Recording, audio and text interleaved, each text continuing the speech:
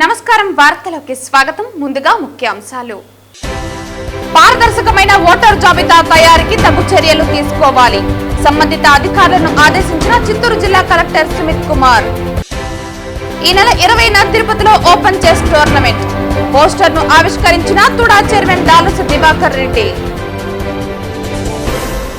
వార్తల్లోని వివరాలు. పారదర్శకమైన ఓటరు జాబితా తయారీకి తగు చర్యలు తీసుకోవాలని సంబంధిత అధికారులను చిత్తూరు జిల్లా కలెక్టర్ సుమిత్ కుమార్ ఆదేశించారు.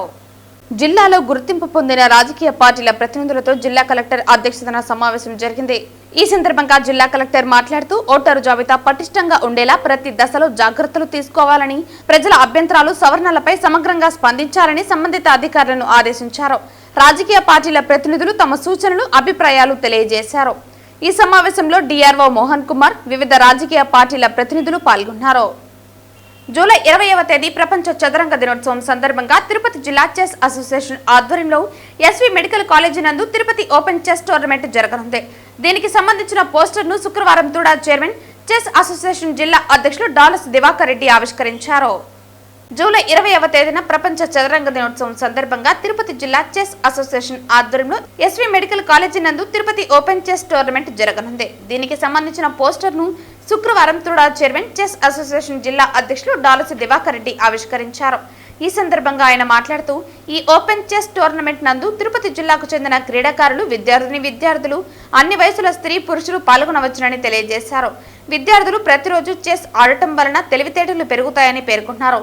రాష్ట్ర విద్యాశాఖ మంత్రి నారా లోకేష్ తో చర్చించి త్వరలో రాష్ట్ర వ్యాప్తంగా ఉన్న అన్ని ప్రభుత్వ పాఠశాలలో విద్యార్థులకు చెస్ పై శిక్షణ తరగతులు నిర్వహిస్తామన్నారు.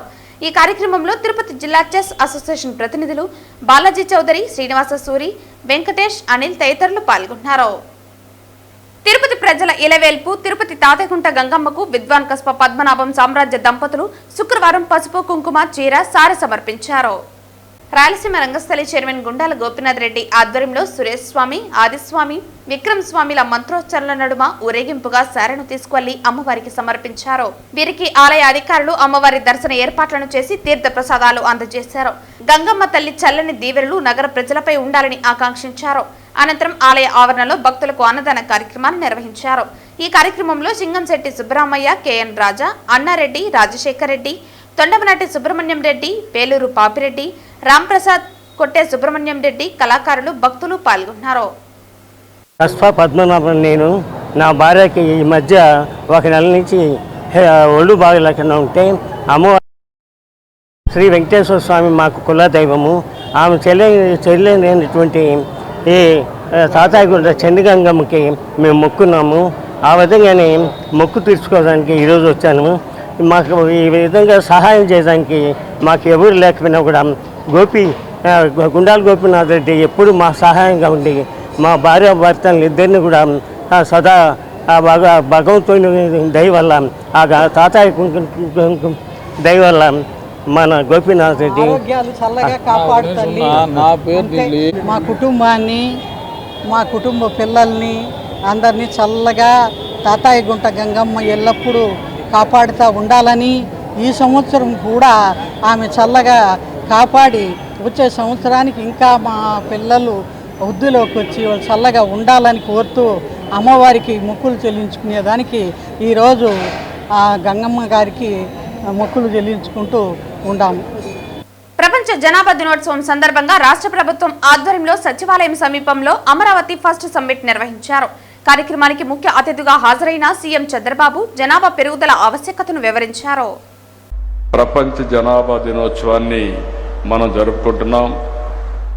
ఇంతవరకు ఒక మాటలో చెప్పాలంటే ఒక విధంగా అందరం కూడా జరుపుకున్నాం, కానీ ఈసారి ఫోకస్ పెట్టి ఈ కార్యక్రమాన్ని నిర్వహించడానికి కారణం ప్రత్యేకంగా భవిష్యత్తు ఏ విధంగా ఉండాలని ఆలోచించడం కోసం మనం ఈ కార్యక్రమాన్ని పెట్టుకున్నాం. 1989 జూలై 11న ప్రపంచ జనాభా 5 బిలియన్లు అంటే 500 కోట్లకు చేరుకున్న సందర్భంగా ఐక్యరాజ్య సమితి జూలై 11వ తేదీన వరల్డ్ పాపులేషన్ డేగా ప్రకటించారు. ఆ రోజు ముఖ్యమైన ఉద్దేశం జనాభా సమస్యని, సవాళ్లను చర్చించడానికి, పరిష్కారాలు చూపడానికి, మన భవిష్యత్తు అందించడానికి ఐక్యరాజ్య సమితి ప్రపంచ జనాభా దినోత్సవాన్ని నిర్వహించారు.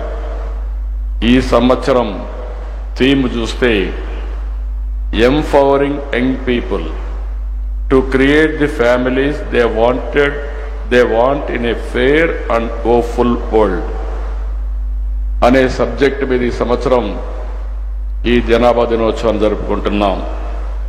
ఇప్పుడు భారతదేశం అగ్రరాజ్యాలతో పోటీ పడుతుంటే మన దేశంలో బలమైన మానవ వనరులే కారణం. ఒకప్పుడు మన యొక్క మనుషుల్ని మనం ఒక్కసారి ఆలోచించుకుంటే ఎక్కువ జనాభా ఉన్నారు, ఈ దేశం అభివృద్ధి అవుతుందని ఆలోచించే పరిస్థితి నుంచి ఆ జనాభాని మనకు ఒక పెద్ద అడ్వాంటేజ్ గా మారే పరిస్థితికి వచ్చింది. ప్రపంచంలో మీరు ఒకసారి చూసినప్పుడు ఎక్కువ జనాభా ఉండే దేశం భారతదేశం. 143 కోట్ల జనాభా ఉండే ఏకైక దేశం భారతదేశం. చైనా కూడా కిందికి వెళ్లిపోయారు, 130 కోట్లకు వచ్చే పరిస్థితికి వచ్చారు. దీన్ని మీరు ఒకసారి చూసినప్పుడు ప్రపంచమంతా కూడా జనాభా తగ్గిపోయే పరిస్థితి వస్తా ఉంది, బర్త్ రేట్ పడిపోయే పరిస్థితి వస్తా ఉంది, యువశక్తి క్షీణించే పరిస్థితి వస్తా ఉంది, వృద్ధులు పెరిగే పరిస్థితి వస్తా ఉంది. ఏ దేశమైతే ఏజింగ్ ప్రాబ్లమ్స్ వస్తాయో ఆ దేశంలో గ్రోత్ ఆగిపోతుంది. ఇంకొక పక్క మీరు చూస్తే భవిష్యత్తులో చాలా సమస్యలు వచ్చే పరిస్థితి వస్తాయి. అందుకే ఈ రోజు మనం అందరం కూడా ఆలోచించుకోవాల్సిన అవసరం ఉంది. ఈ రోజు ఒక్కసారి ఫెర్టిలిటీ రేట్ ప్రపంచం అంతా చూస్తే మీకు అవగాహన వస్తుంది. అమెరికాలో ఫెర్టిలిటీ రేట్ 1.62, యూకేలో 1.54, Hungary 1.50, France 1.49, Russia 1.47, Germany 1.46, Canada 1.33, Japan 1.23, China 1.02, ఇంకొక పక్కన సింగపూర్ 0.96. ఇవి చూసినప్పుడు మీకు అర్థమవుతుంది 2.1 ఉంటే స్టెబిలిటీ ఉంటుంది, జనాభా రీప్లేస్మెంట్ లెవెల్లో ఉంటుంది. 2.1 కంటే తక్కువ ఉంటే రోజు రోజుకు జనాభా తగ్గిపోయే పరిస్థితి వస్తుంది. ఒక సమయం అయ్యే కొందికి ఇది ఇంబ్యాలెన్స్ అవుతుంది. దీన్ని కరెక్ట్ చేయడానికి కూడా సాధ్యం కాదు. మన దేశానికి వస్తే ఒకసారి మీరు చూస్తే ఈ రోజు జనాభా బీహార్ 3.0, మేఘాలయ 2.9, ఉత్తరప్రదేశ్ 2.4, జార్ఖండ్ 2.3, మణిపూర్ 2.2. ఇవన్నీ కూడా రీప్లేస్మెంట్ కంటే అబోవ్ ఉన్నాయి. అదే కిందికి వస్తే తమిళనాడు 1.8, తెలంగాణ 1.8, కేరళ 1.8, కర్ణాటక 1.7, ఆంధ్రప్రదేశ్ 1.7 కు వచ్చాం. అంటే ఇప్పుడు మీరు చూసిన తర్వాత ఏ దేశాలైతే ఇబ్బందులు వస్తున్నాయో అవన్నీ కూడా మనం చూసాం. మన దేశంలో కూడా ఇప్పుడు కొన్ని అడ్వాంటేజెస్ వచ్చాయి, మనందరం గుర్తుపెట్టుకోవాలి. మొట్టమొదటిసారిగా ఆర్థిక సంస్కరణలు వచ్చింది 1991. అదే సమయంలో 1995లో టెక్నాలజీ రెవల్యూషన్ వస్తే ఫస్ట్ మోర్ అడ్వాంటేజ్ తీసుకున్న వాళ్ళం భారతీయులు, అందులో తెలుగు వాళ్ళు. దాన్ని నేను గర్వపడుతున్నా. 25 సంవత్సరాల కంటే ముందు మనం అవలంబించిన ఐటీ వల్ల ఈ రోజు ప్రపంచంలోనే భారతీయులు నెంబర్ 1 అయితే అందులో అగ్రస్థానంలో ఉండేది తెలుగు జాతి అని ఈ సందర్భంగా మీ అందరికీ గుర్తు చేస్తున్నాను. గురు అనుగ్రహం వలన భగవంతుడు సైతం ప్రసన్నమవుతాడని, గురువును సేవించడం చేత సకల పాపాలు తొలగిపోతాయని, ఎటువంటి విద్య అయినా గురు మహతా నేర్చుకుంటేనే దాని సంపూర్ణ ఫలితం కలుగుతుందని శతావధాని ప్రవచనకర్త భరత్ శర్మ తెలియజేశారు.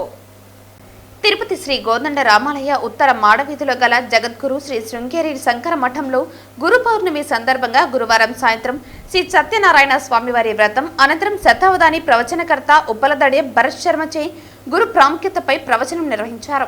ప్రవచనకర్త ఉప్పలదడియం భరత్ శర్మచే గురు మహత్యం, గురువును సేవించడం ద్వారా కలిగే ఫలితం, వేదవ్యాస మహర్షి గొప్పతనం, శిష్యులు గురువులను గౌరవించవలసిన తీరు, శృంగేరిపీఠ జగద్గురువుల పరంపర వైభవం, దేవి భాగవతంలో గురు వైభవాన్ని తెలిపే వృత్తాంతం మొదలైన విశేషాలను ప్రవచించారు. జగద్గురు శ్రీ భారతీ తీర్థ స్వామి, శ్రీ విధుశేఖర భారతీ స్వామి వార్ల ఆశీస్సులతో ధర్మాధికారి రాళ్లపల్లి రామ్మూర్తి ఆధ్వర్యంలో శృంగేరి శంకరమఠం తిరుపతి శాఖ అధ్యక్షులు మనోహర్, మేనేజర్ నడింపల్లి కృష్ణ పర్యవేక్షణలో శ్రీ సత్యనారాయణ స్వామి వారి వ్రతం మరియు శతావధాని ప్రవచనకర్త ఉప్పలదడెం భరత్ శర్మచే గురు పౌర్ణమి ప్రాముఖ్యతను, ప్రవచన కార్యక్రమాలు, ఆహుతులలో ఆధ్యాత్మిక చింతనను, భక్తి భావాన్ని ఇన్వడింపజేశాయి.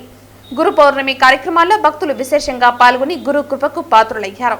ఈ కార్యక్రమంలో జగద్గురు శ్రీ శృంగేరి శంకర మఠం తిరుపతి శాఖ సభ్యులు Krishnamurthy, Purnachandrarao, Surabhi, Murali, Krishnateja channel manager Tiruttani Krishnareddy, Chandrasekhar, psychologist doctor Sudhakar Reddy, Rayalaseema Rangasthali chairman Gundala Gopinath Reddy, కార్యదర్శి కెఎన్ రాజా తదితరులు పాల్గొన్నారు. పౌర్ణమి గురువారం వచ్చింది. అది కాకుండా భగవానుడు జన్మించిన రోజు కాబట్టి ఆషాఢమాస పౌర్ణమిని వ్యాస పౌర్ణమి అంటారు. అందులో గురువారం వచ్చింది. చాలా విశిష్టమైన రోజు ఈరోజు. ఇటువంటి విశిష్టమైన రోజు మా శృంగేరి శంకర మఠంలో ఈరోజు ఉదయం శంకరాచార్యుల వారికి అభిషేకం, అర్చన, పూజ ఘనంగా జరిపించాం.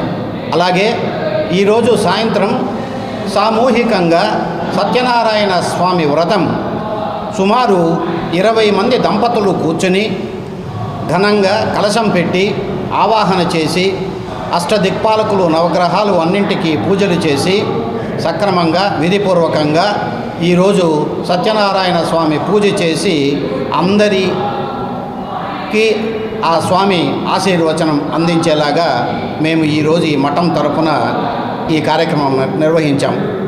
ఇంత ఘన కార్యక్రమం చేశాము.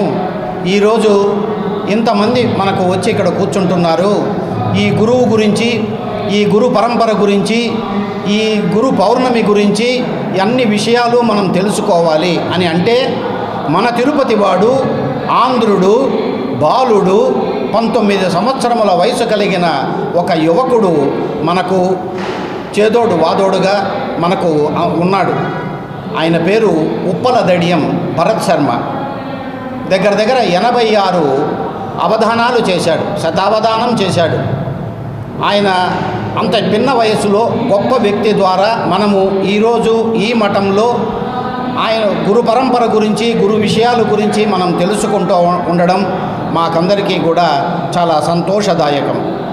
ఈ కార్యక్రమానికి విచ్చేసి ఉదయం నుంచి ఈ సాయంత్రం వరకు దగ్గర ఉండి అన్ని కార్యక్రమాలకు సహకరించిన ప్రతి ఒక్కరికి, అలాగే మంచి పూజ అందించిన అర్చకులకు, అలాగే మీడియా వారికి అందరికీ కూడా ఈ సందర్భంగా మేము ధన్యవాదాలు తెలియజేసుకుంటూ గురు పౌర్ణమి శుభాకాంక్షలు అందరికీ తెలియజేసుకుంటూ ఈరోజు గురు పౌర్ణమి సందర్భంగా స్థానిక రాముల వారి గుడి ఉత్తర మాడ వీధిలోని శృంగేరి మఠంలో ఉదయం నుంచి స్వామివారికి ప్రత్యేక అభిషేక పూజలు మఠం అధికారులు నిర్వాహకులంతా ఈ కార్యక్రమాన్ని దిగ్విజయంగా చేశారు. సాయంత్రం మాకందరికీ సత్యనారాయణ స్వామి ప్రసాదాలు ఇచ్చి మాకెంతో స్వామివారి ఆశీర్వాదాలు మాకు కలిగే విధంగా ఇక్కడ నిర్వాహకులు మాకు అందించారు. ఇప్పుడు గురు పౌర్ణమి విశిష్టత గురించి ఉప్పలదడి భరత్ శర్మ చిన్న వయసుడు శతావధాని భరత్ శర్మ గారు ఆయన గురు పౌర్ణమి విశిష్టతను మాకెంతో